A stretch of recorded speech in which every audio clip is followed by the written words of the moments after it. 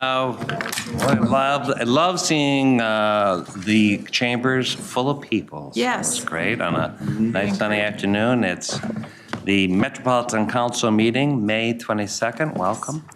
Call this meeting to order. We have an agenda of a number of business items and then a briefing from our Government Relations Department on the most recent legislative session. So getting right to it, unless there's disagreement, that agenda is approved. And we had minutes from our council meeting on May 8th, 2024, that was sent out in advance. If there's any corrections, additions, speak now. Otherwise, I'd entertain a motion and a second for approval. Move approval. Thank you. Thank you. And any more discussion? All those in favor say aye. Aye. Opposed? Those minutes are approved. This is the point in the agenda where we invite members of the public who have pre-registered to come and address the council for up to a 3-minute presentation on any item that is not before the council in its business items. We have one person who has registered in advance.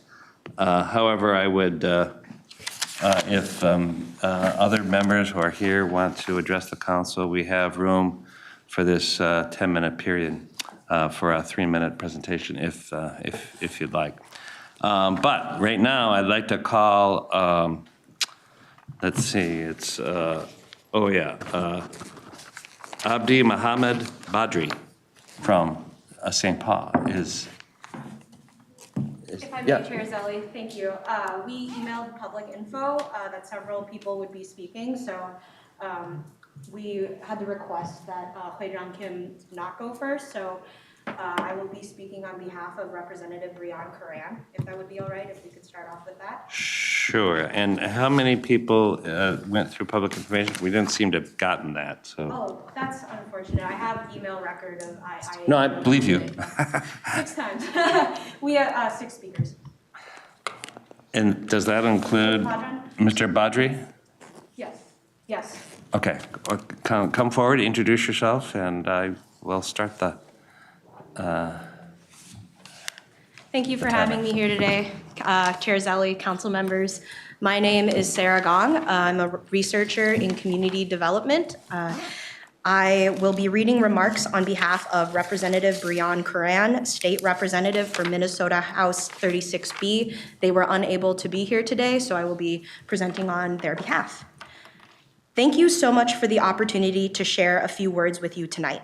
As a state representative in the metro area, I rely heavily on the good work of those employed at Met Council to develop, plan, and implement policies and projects that directly impact my community. And as a former senior HR professional, I know that lifting employees up and maintaining good working relationships is key to employee satisfaction and the ability to produce excellent results. I know nothing frustrates workers more than waiting for action, especially when that action determines wages, employment benefits, and ultimately how each person can expect to plan their family's budget moving forward. That is why we must prioritize fair and timely negotiations. It is the responsibility of the Met Council to respond to the needs of those doing the work and to do so with rapid efficiency. No organization, including the Met Council, can successfully operate with high employee morale by balancing the budget on the backs of labor. Moving forward, wages must keep up with inflation. We have to do this to keep high-performance staff in place to continue their work. We must provide employees with the benefits necessary to live a well-balanced life, including ample paid time off, paid parental leave for birthing and non-birthing parents, and extended bereavement leave that includes time off for the loss of a stillborn child. I want to close by saying that we must keep wages, benefits, and working conditions current. This is an ongoing effort. In order to get it right now and set us up to stay current in the future, we must shore up those who've been left behind. Interceptor service workers have not received rate increases for over 30 years. Interns are still included from basic benefits like health insurance. Employees working from home need to be provided with the necessary equipment to do that safely without pulling from their benefits or their own pockets.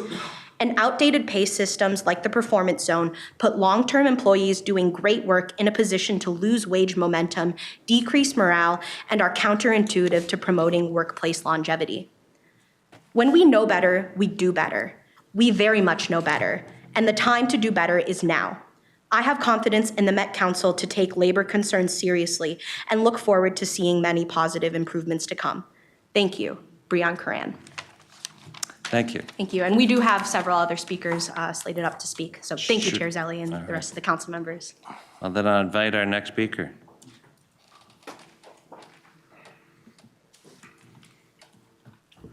Good afternoon. I'm reading on behalf of Maria Perez Vega, representative of House Seat 65B.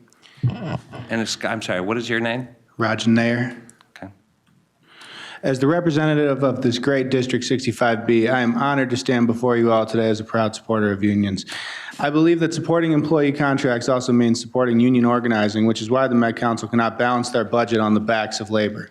It is vital that these employees are paid fair wages and those wages reflect the current increases in cost of living. Last year, we passed the Minnesota Paid Parental Leave Act, which allows individuals to care for themselves and loved ones by taking time away from work. We are nothing without our workers, and we deserve equity and fair pay to reflect our labor. Interceptor service workers are among the backbone of our region. Without them, our region's water supply would be infected and undrinkable and unclean. My office has had many constituents reach out regarding lead pipe and water safety issues. It saddens me to know that the workers who are vital to ensuring our city have access to clean drinking water have not had their wages keep up with the cost of increase of living, nor have had a certification pay increase since 1992. I urge the Met Council to increase the rates of interceptor service workers' pay. My heart is with the workers. We do the job. We deserve respect and fair wages. Thank you. And now invite our next speaker.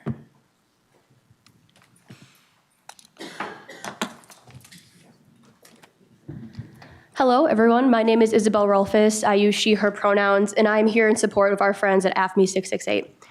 Labor is what makes the world go round. But as we've seen with new generations of leaders, we're not willing to work just so our bosses see profit margins. We work to support our livelihood and for a sense of fulfillment in what we do. And from learning from our labor leaders that we cannot stand for this. We cannot tolerate a system where agencies, organizations, and businesses are balancing their budgets on the backs of labor. This is happening here. When we talk about union friends, we need to know that union leadership's job is to secure contracts that help workers get wages that are dignified. Met Council cannot continue meeting with unions at the last minute to negotiate. This is unfair and it causes tension right when negotiations start because clock is already ticking to get that contract done. We can't let our friends keep living in this performance zone. It feels like a sham, but it sounds like good branding. It sounds like something is set up in place for folks to increase their work quality, but it really keeps our friends in a category in a place that's impossible to get the wages that track inflation and quite frankly the raises that they deserve. Folks outside that zone get the raise of the contract plus typically around 2.5%, but 71% of those workers live in that zone. This step system needs to be reformed, and I'm in support of the 5-step system that our local AFSCME has provided as a solution. As someone who's had internships throughout college, I know that it can be hard to balance what the want to get experience and the need to have an income. We cannot allow the use of interns and entry-level work as a way to not offer benefits to a crucial part of our workforce. Interns do the work that a lot of us frankly don't want to do, but the work that's necessary to get through every single workday. Not only does it feel like slimy behavior to use interns to use entry-level work to avoid paying benefits, but it creates a system of normalizing unpaid work under the guise of experience. I can tell you internships are great for students who are looking for entry-level work out of college, but if the work someone is doing is beyond an internship level, they should be able to have that title on their resume and be fairly compensated. I stand in solidarity with local AFSCME today and any union who's fighting for dignity of their workers. I wasn't able to touch on all the great things that 668 is pushing for here, but I stand wholeheartedly behind their fight for a just system in their employment here of the Met Council.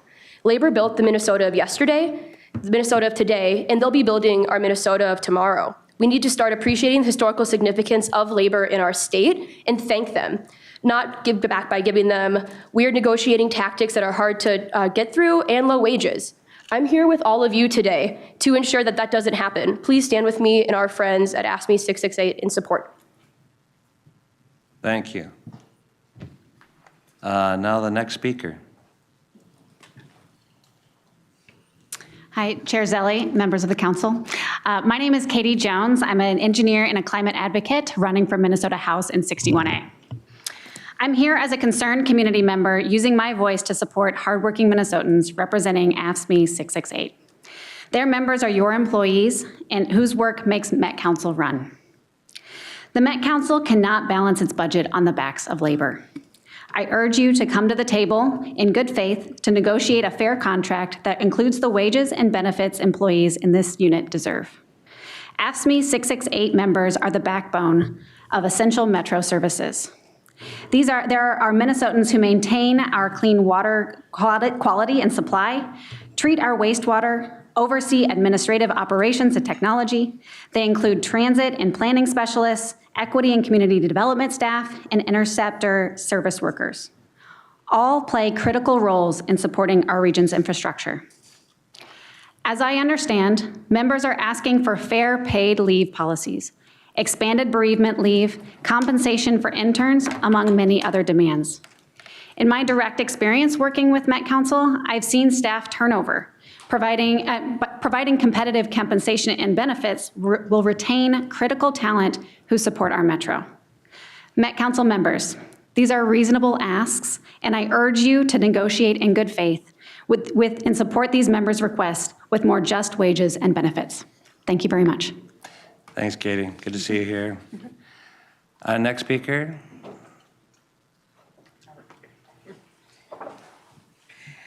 Hello, everyone. I am Minneapolis City Council Member Robin Wansley, and I am here in solidarity with AFSCME Local 668.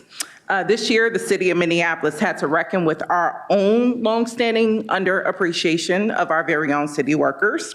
In fact, just earlier this year, LIUNA Local 363 members voted overwhelmingly, oh Lord, I'm sorry, y'all. They voted to authorize a strike vote. And this is, something that is pretty significant. And for those of you who are not familiar with strike votes, basically, you are intentionally signing up to go without pay for an uncertain period of time with the hopes that by withdrawing your labor and supporting continued collective action with your union colleagues, that will motivate your bosses to realize the value and dignity of your labor that you bring to your workforce, and hopefully motivate them to come to the bargaining table to pass a contract that is both fair, responsive, and equitable. For years, our public works employees had tried to communicate their concerns to city leadership, but were ignored and dismissed. And this is pretty significant since our public works employees are among our most racially diverse, also very diverse when it comes to gender dynamics as well. But this bargaining unit had to endure years of wage suppression and a number of other critical workplace issues. And once again, their union leadership alongside them tried to bring these concerns to the Frye administration and were ignored. And similar to like what we're experiencing tonight, those members came to council members' meetings to talk about the deplorable workplace conditions that they were dealing with. And nevertheless, still city leaders just like ignored their concerns, leaving them with no other choice but to strike. And if that strike had proceeded, our city would have been left paralyzed in a multitude of ways. Our public works, similar to our AFSCME workers, they are responsible for a number of critical city services like trash pickup, water distribution, water cleaning, and a number of other key, again, services. And if they would have striked, our city would not simply function. Unfortunately, the Frye administration came to their senses and recognized the importance of these workers and came back to the bargaining table and were ready to settle a historic contract that averted this, what would have been a very devastating strike for everyone involved. That said, I am coming to you all tonight to ask that you do not make the same mistakes that we did at the city of Minneapolis. You have the opportunity to genuinely engage with your workers right now. And you have the opportunity to learn what is best needed for them to have a better workplace condition. And it shouldn't have to take basically contract negotiations or a strike vote for you to seriously engage with your workers and learn how you can show up for them in a meaningful way. And right now, AFSCME members are asking for a number of key issues, some of which you've already heard. They're asking for a contract that ties wages to inflation. They're asking for paid parental leave, something that I co-authored and passed through council just last year, so I know it's possible for our regional workers. They're asking for a contract that provides paid time off, also that extends benefits like health insurance to interns, which as a council member who represents the University of Minnesota students, this will be instrumental for them. And also that grants them a work from home stipend. So I will first conclude by asking you all to work with these phenomenal workers to settle a contract that takes into consideration their needs. And second, explore different labor strategies going forward. Minneapolis City Council have had to actually do the same thing and really trying to be proactive on how we show up for our workers. This has meant us exploring a number of things like holding listening sessions for specific bargaining units out in the community. It has meant inviting labor groups and unions to come to our committees like this to talk about their workplace issues and even their contract recommendations before going into negotiations. We've also had to advocate for things like public negotiations. And all of these efforts were tied with us preventing from what's happening right now with our workers being deeply dissatisfied with their elected officials and with the workplace that they get to work for. So I hope that you can try a variety of new tactics going forward and proactively so that this situation isn't replicated again where this feels like the last resort for workers. And with that, I lead you good night. Thank you. We have time for one more speaker. Yeah, greetings. I'll be brief but direct. My name's Hwa-Jung Kim. My pronouns are she, her. I'm the vice president of the St. Paul City Council. And I stand here today as an equal and a leader of the region, but also as one of a large government entity employer. We have a lot of workers in St. Paul that fight for some of the very basic necessities that are needed in a contract that actually values its workers. I also will share another hat. I'm also a nonprofit executive director, and I negotiate with my workers and my union in good faith. And to me, as a leader of that organization, that means I listen to their needs when they talk about paid time off. We have entered an endemic. Folks are burned out. We need to consider to create culture of care within our workforce. The second is wages that track with inflation. This is a big one. I'm a scrappy nonprofit, but it was up to me to respond to the needs of my workers and fundraise my rear off to make sure that I could pay thriving wages. So I look at you as a leader, but also with folks with not just the power, but the responsibility to make the right choices when it comes to valuing workers in your workforce. So I implore you, please listen to the workers. They are your front line. They are the lifeblood of your organization, and they deserve to be valued in this contract. Come to the table in good faith, negotiate in good faith, and please produce a fair contract.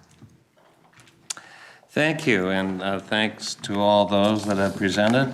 We're back on the agenda for business items. First, the consent agenda.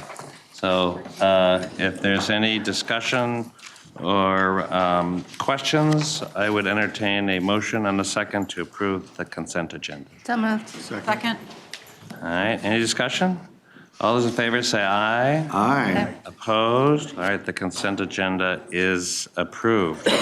There is no reports on the Community Development Committee nor the Environment Committee. There is, on the Community Development Committee, Council Member, that's the Management Committee. Sorry, it's management. There's a full management committee. Councilmember Johnson. Thank you, Mr. Chair. I was looking at railroad. I was like, that can't be community development. That's Hey, you know what? We do just about everything.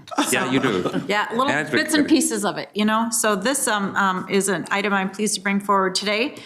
This is item 2024-125. It's a same week item. We had this in management today.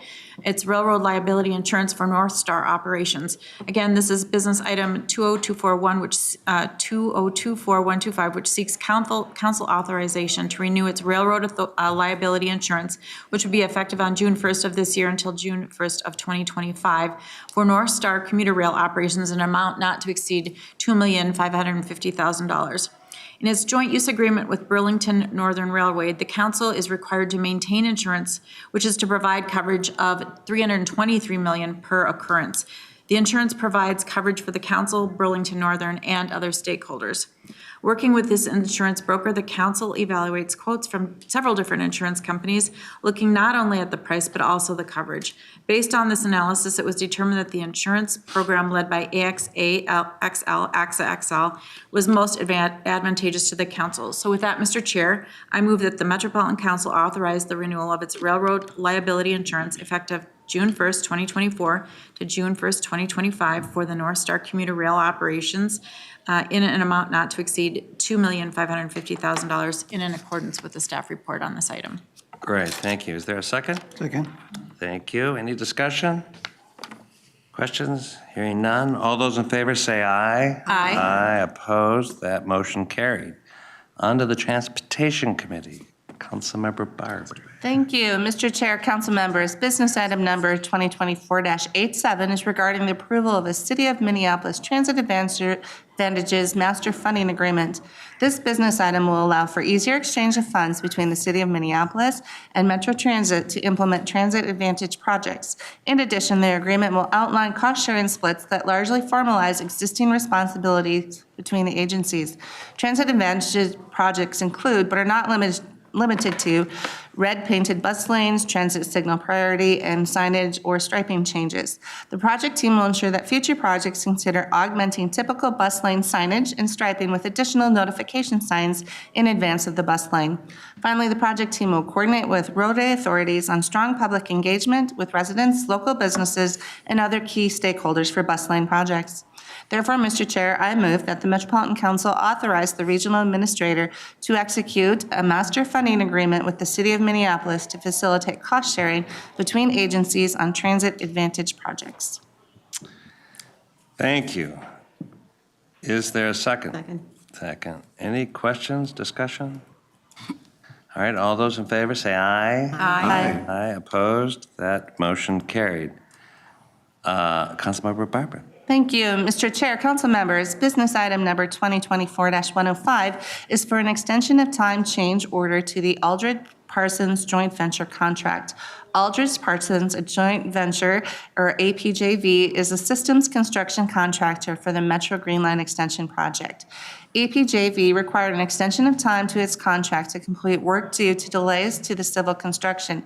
In March of 2023, supplemental conditions for rebaseline system schedule cost claims resolutions were approved to address claims for associated costs due to the extension of time through an alternative dispute resolution process. In August of 2023, an initial Part 1 change order for the extension of time and corresponding increase in the cumulative change order was approved. In December 2023, a second Part 1 change order for the extension of time and corresponding increase in the change order authority was also approved. This action includes a Part 2 change order to compensate APJV for the extension of time required to complete their contract work and closes cost claim delays through December 31st, 2021. This action also includes an associated increase in the cumulative change order authority. Costs for the change order have been validated with the support of the council's outside legal counsel and construction's claims and accounting experts. Staff will seek approval for additional change orders related to the extension of time and associated increase in cumulative change order authority for delays after December 31st, 2021, once those costs are properly vetted.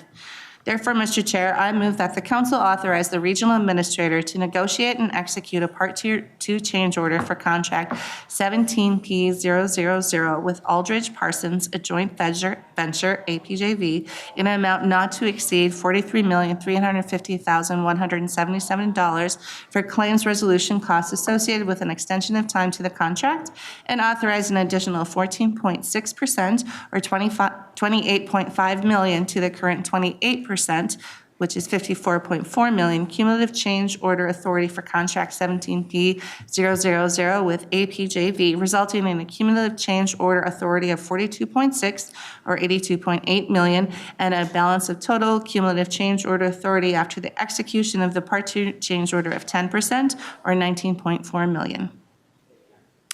Thank you. Is there a second? Second. Thank you. And let's say I make a comment. I know Jim Alexander's here and others who have worked on this. This was a very protracted process with an excellent result. And really a hats off to the complexity of this project, but also having this kind of change order allows for this project to go forward in a cost-efficient way. And even though the number that is in this motion is a big number, it's well within the parameters of what we have forecasted in several years ago. So hats off to the team. Any questions, any more discussion on that? All right, hearing none, all those in favor say aye. Aye. Opposed? That motion carried. We have no other business items. We do have an information item, as I mentioned. We're really pleased to welcome our Government Affairs Director, Judge Shutton, and his team here. I have to say at the beginning, every session is a little crazy. Maybe this one is the craziest yet. But phenomenal that while there are great things happening in the basketball courts, in the chambers, in the waning hours, we had what passed, I think, has been pretty favorable.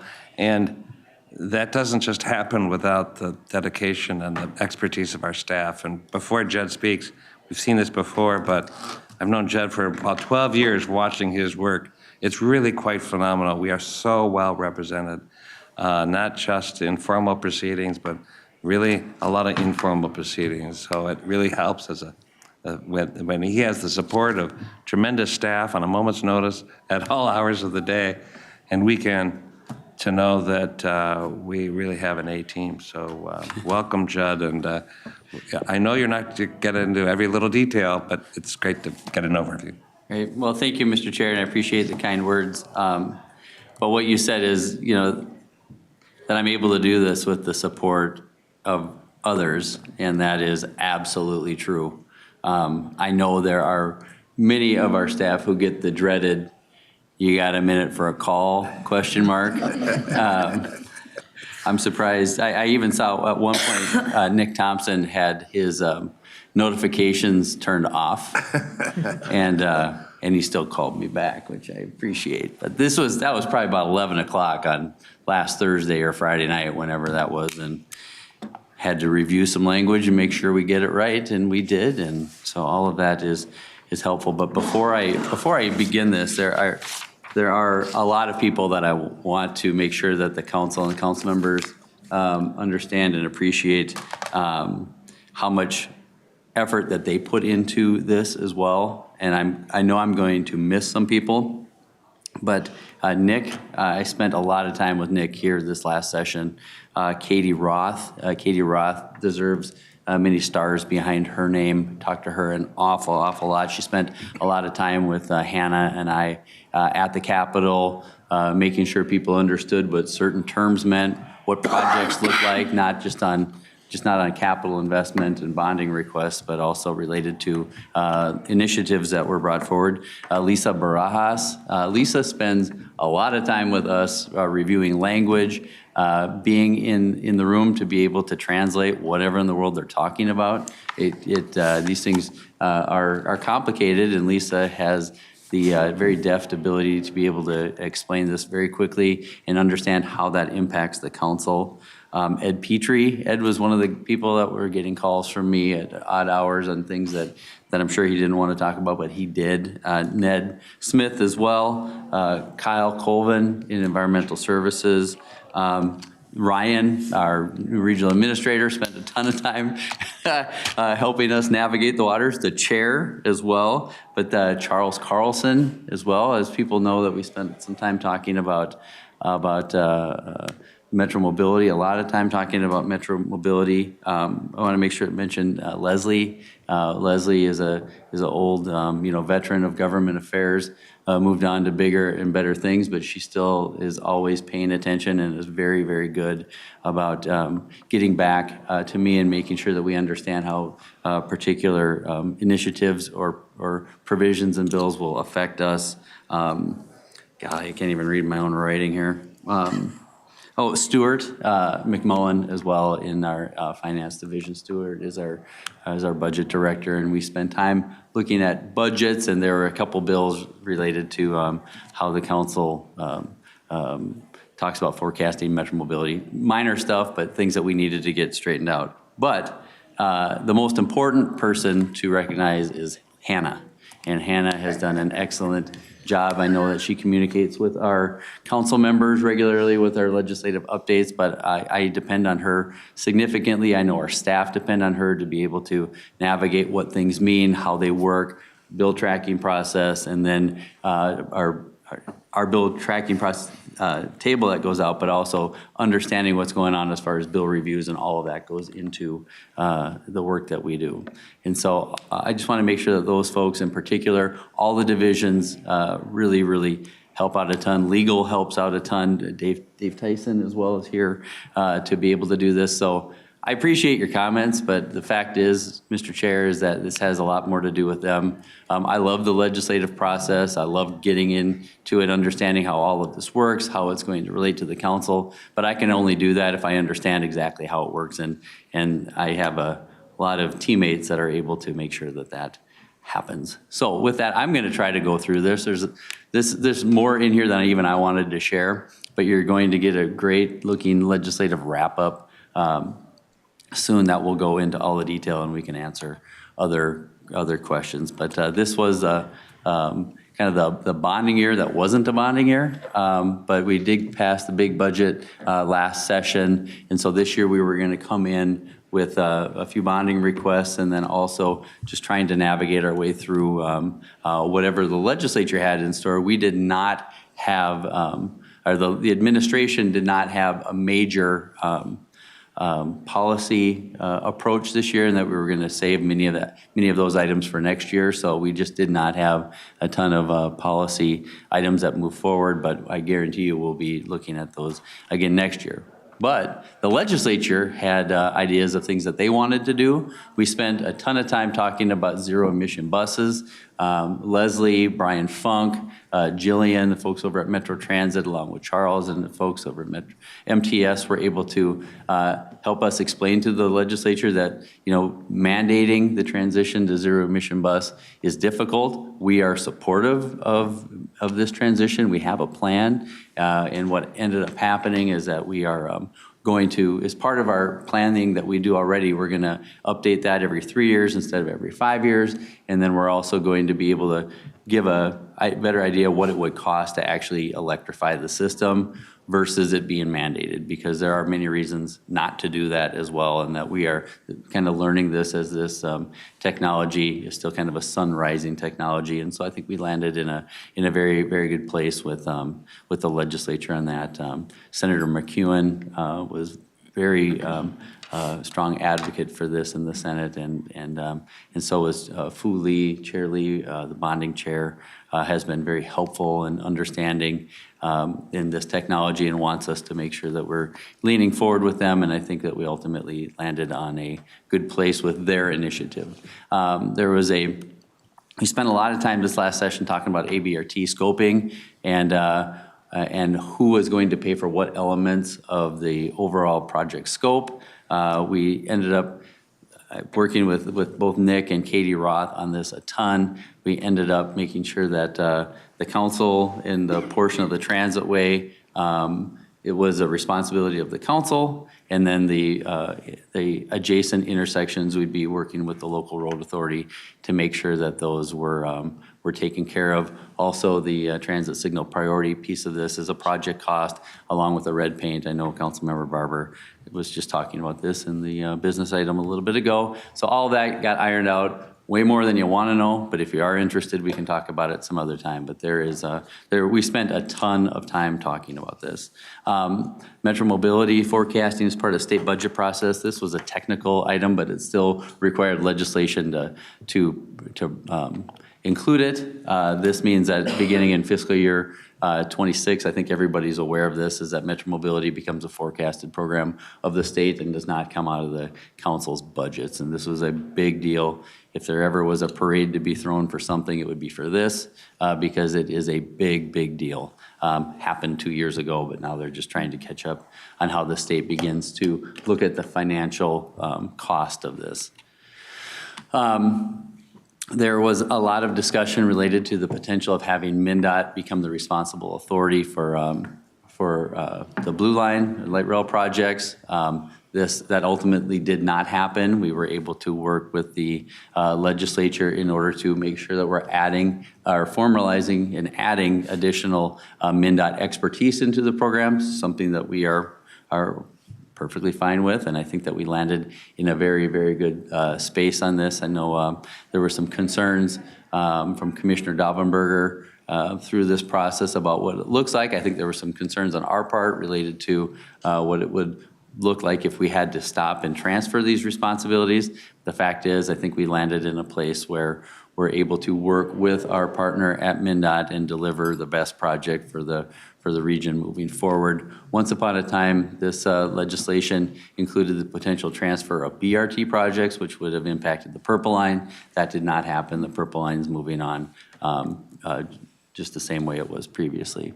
One thing I know that was of interest to many of our council members was there's an initiative to create a anti-displacement community prosperity program that passed. That is in place.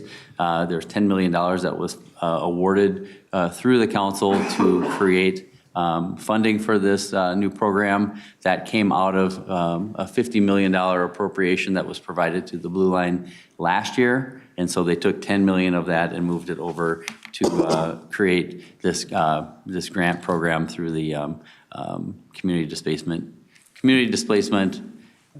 community prosperity program. I can talk about more with that with folks if you want, but we're going to be lifting that up here over the course of the summer. The council has a role in this through the CURA program that is going to be part of the program, but this is really going to be coming through Hennepin County. Here we go. There was a MnDOT-led study related to Metro Mobility. It's not just Metro Mobility, it's statewide as well to look at Metro Mobility and disability type of transit service. Happy to do this. There were some recommendations by the Office of the Legislative Auditor that are going to be rolled into this. Charles and his folks have been really good about this. We were able to move a date out to 2026 because some of the elements are things that we're already doing. There was this is more than you want to know, but last year there was some language related to cleaning standards, and now the legislature is asking us to report on any changes that we'd make there. The biggest one here that I will mention, then I'll probably move on, is there was legislation that was brought forward by Senator Dibble and Representative Fu Lee that related to the council bringing forward kind of a more whole cloth financial review of our transportation revenues, which includes not just the sales tax, but our general fund, federal funds, fares, any type of funding that we have, and bringing that forward to the legislature to review not only how much the money is, but how are we using it, what are the short-term implications and responsibilities related to this, what are the long-term responsibilities related to this. So we'll be able to talk to the legislature about these issues. You know, when we passed the big funding bill last year, we wanted to make sure that we addressed our structural deficit. We have massive structural deficit that is being fixed through this. Capital maintenance, which was great. We took over the transitway operations for, which were previously the county responsibilities, and then there were 13 items that were elevated in the legislation for us to address with safety, technology, microtransit, and these types of items. And so we're going to be able to put this information together and then show show the legislature how we intend to use this money to deliver on this and really grow our region and our regional transit system. I think this is actually very exciting. The chair was there and was able to testify strongly in favor of this, and I think this is really, really great for us and something that we should be doing anyway with the funding that we were able to receive. I'm just going to move on here. A couple other minor things. Like I said, this was a non-budget year, but there was some funding. There was an additional $3 million from the Parks, Environment, and Natural Trust Fund that went into the regional park system. We were able to match that with some funding from the council, and so this is very good news. As part of the legacy fund trails or fund, there was also some additional funding that went into our regional park system, and so it is. It all kind of came together at the very end, the last night. I think if anybody was watching, it was a bit of a wild night at the legislature, but the fact of the matter is that we were able to land and be done on time. And I would just say, unfortunately, there was not a bonding bill that was passed. We had requests in for the H line. We also had a request in for additional bonding for inflow and infiltration grants, and for regional parks, which is, again, is what we can match those bonds, and that was set aside. I will say, however, there was a lot of funding that went into these programs last year as well, and the fact is that we'll be back again next year to continue to lift these up, and hopefully we'll be successful. But I will end with saying I appreciate you having the trust in me to be able to represent the council at the legislature, and I believe in the council and what we stand for, and so giving me that opportunity another year to do this is very appreciated, so thank you. Thanks, Chad. Do you have any questions? Head Tolkar. Thank you, Mr. Chair. Judd, would you mind actually describing the greenhouse gas emission and the infrastructure advisory committee? Well, Mr. Chair, that was the changes that were made this year were modifications related to the broader greenhouse gas initiative from last session. I unfortunately am not in the position to be able to rattle off all of that, but I will be more than happy to sit down with you and Hannah and I and go through this. It is. The changes that were made probably had more to do with MnDOT's side of this, but unfortunately, I didn't bring all those materials with me here to be able to go over that with you, but I'm more than happy to do it. Thank you. Any other, Deb? Thank you, Mr. Chair. I've got a couple of comments and then a couple of quick questions. So very happy to see the ABRT project scope being defined. There's been a lot of questions over this, so thank you for all the hard work in that. I think that helps us as we look at these projects, both through the work of the council and through TAP. So very much appreciative. Also appreciate the clarification for the light rail construction funding. I think that also gives us some certainty in planning. My question has to do about the financial review and legislative reporting requirements.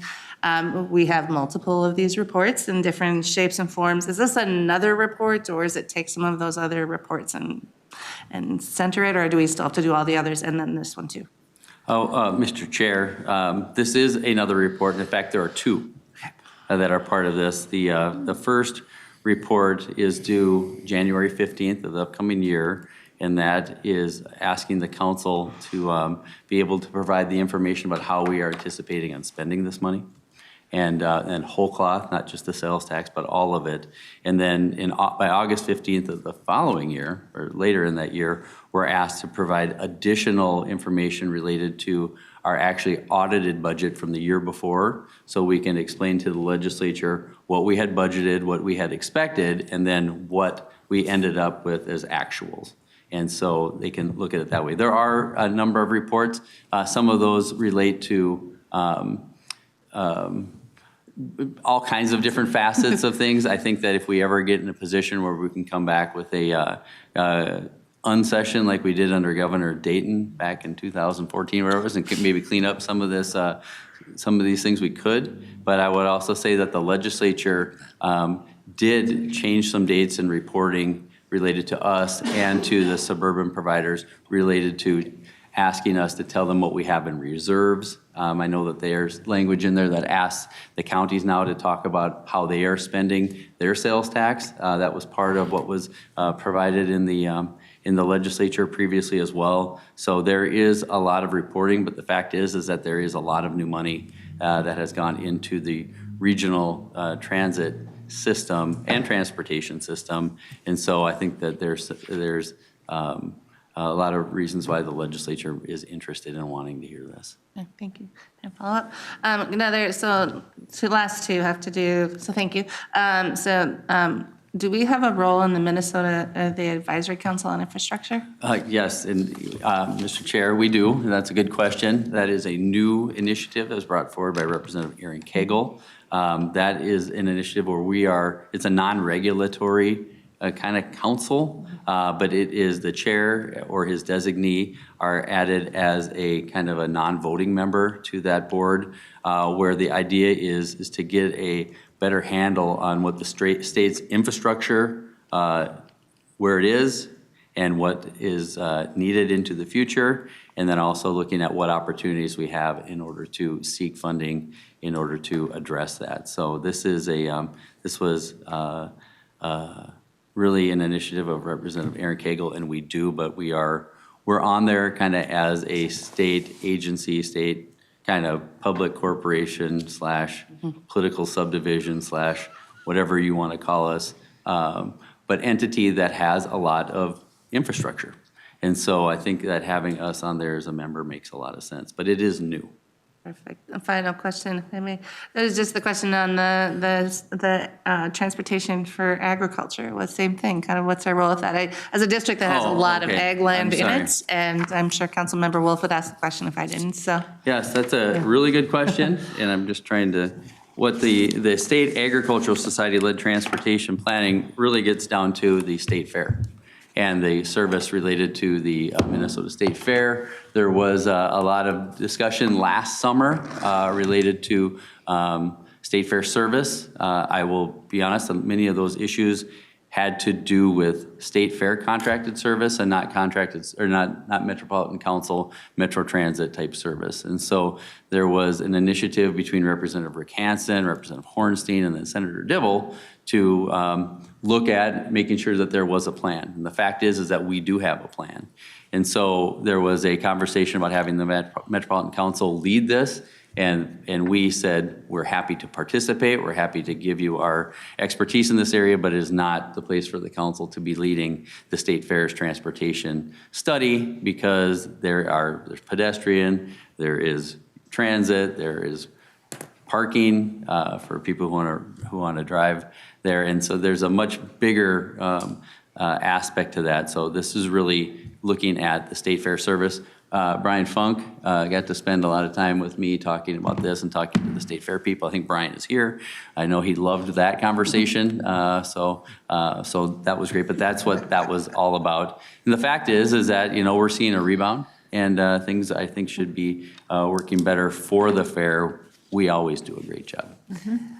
I appreciate, I got lots of questions why we were showing up at the Ag Committee for transit, so. Yeah, all good, all good. Yes, and Representative Tabke was asking those questions as well, and I was telling him on the fly as we were trying to explain what was going on, but we ended up in a really good spot. I mean, I think it's fair for us to be included. No pun intended. Oh, so bad, so bad. Yeah, that was bad. I know, trust me. Get him back in his corral here. Exactly. Other questions, comments? Anyone? Councilmember Wolf. Mr. Chair, still no raise for council members? I was avoiding the governance discussion here. But there was not anything related to governance that was even introduced or heard this last session. But there was not a discussion related to raising council member salaries. I will say that former council member, current legislator Steve Elkins is very interested in doing this and understands, very personally the work that council members put into this. And it wouldn't surprise me if given the right opportunity down the line that he picks that up and tries to move that forward, because we had a number of conversations about this. I think Lisa Barajas was part of there to witness this as well. So he Steve is probably the best conduit for that to happen, but there was not. But other things didn't happen either, which we are okay with.